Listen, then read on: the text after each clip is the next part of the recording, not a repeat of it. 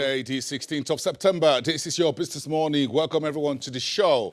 I am Bosin Amafaye. We're live to you from Channel's global headquarters in Lagos, Nigeria's financial capital. Let's get the show started. The world market was roiled early today as the news of weekend Saudi oil facilities attack rattled traders and investors from Asia to the Middle East.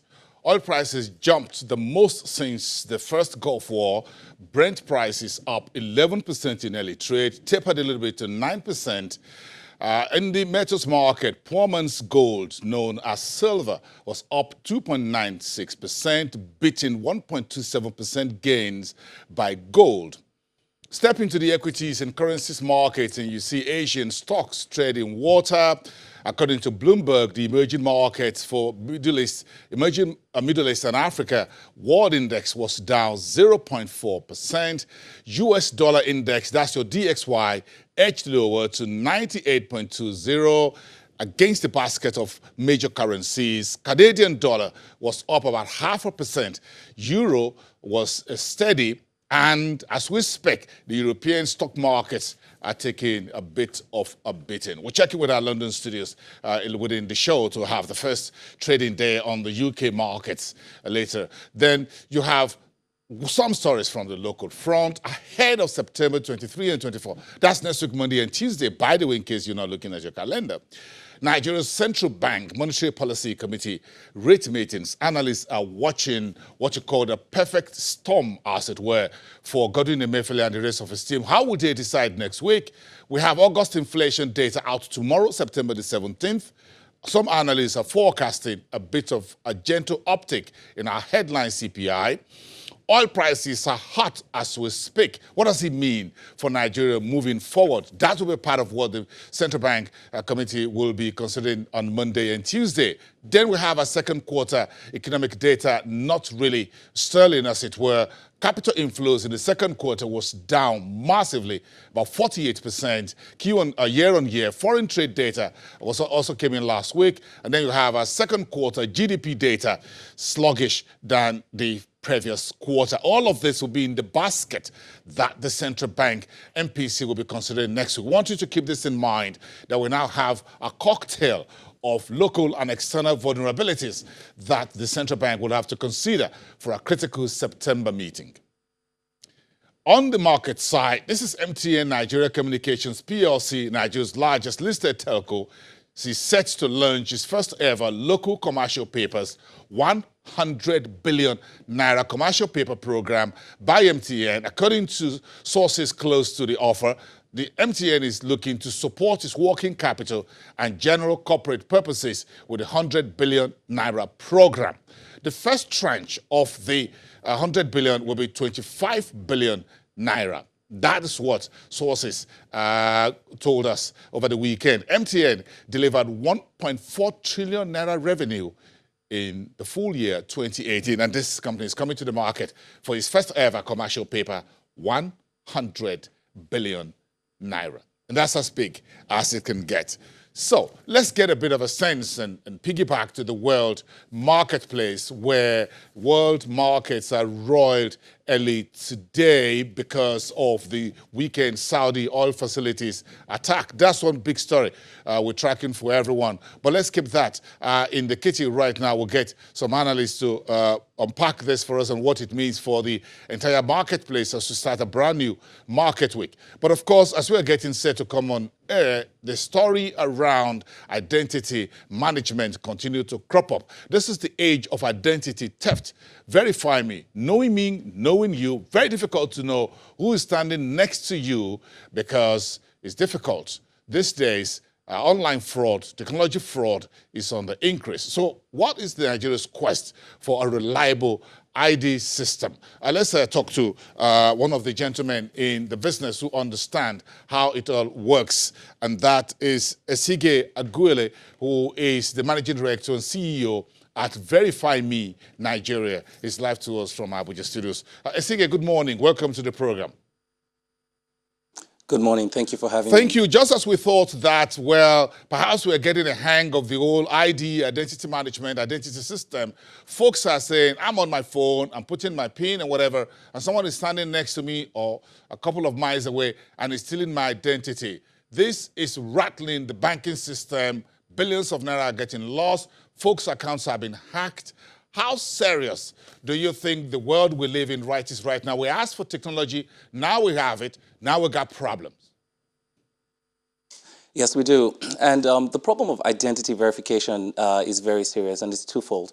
Of course, you have the cybersecurity side, where organizations who hold the identity of Nigerians must always be compliant to high security standards so that they do not get hacked and have the data of their customers taken by individuals who shouldn't have it.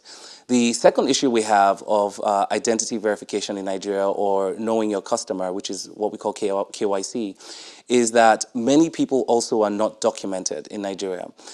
So it's very difficult to give services as well, because you need a certain level of trust in order to deliver services to Nigerians.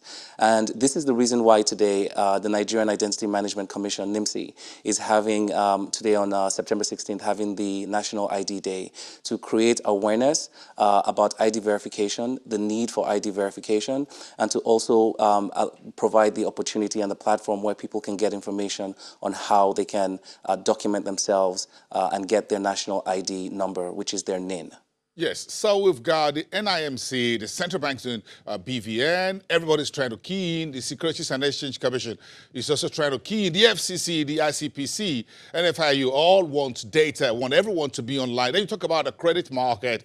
If you commit a problem or fraud in one bank, the banks want to get you in the other one. If you own a bank, the central bank says now they can seize your account in another bank, so which means it's a global open space.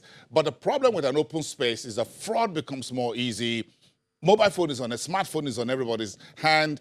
So I'm talking about this very murky identity world. What solutions are there that you think will protect me?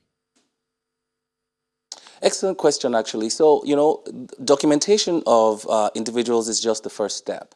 Really, it's biometric documentation, which is what all of these agencies you mentioned, so that's NIMC, NIBS, and also FRSE, which is Nigerian Driver's License, all do. And they collect biometrics to standard. But in addition to biometrics, there actually are technology tools that can enhance verification and ID authentication. In 2019 today, there are facial recognition tools. There are so many different types of biometric tools that can really compare the biometrics of the person attempting to receive a service at a point in time to the biometrics that was captured when that individual was documented.